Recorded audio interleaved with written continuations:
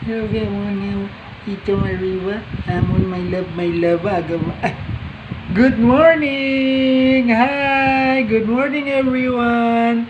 Say hi sila, wave sila, hi! Wave sila. How are you today, our dear friends? Thank you again for watching our videos.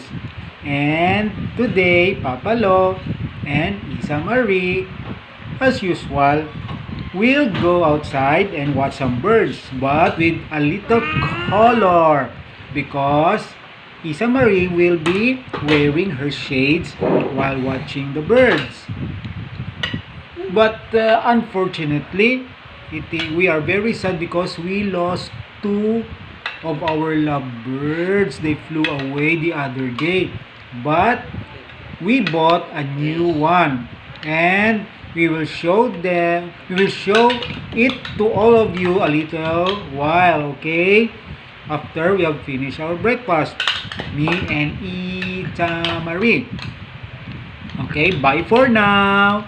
We will watch some birds later while wearing what? Wearing shades. Okay.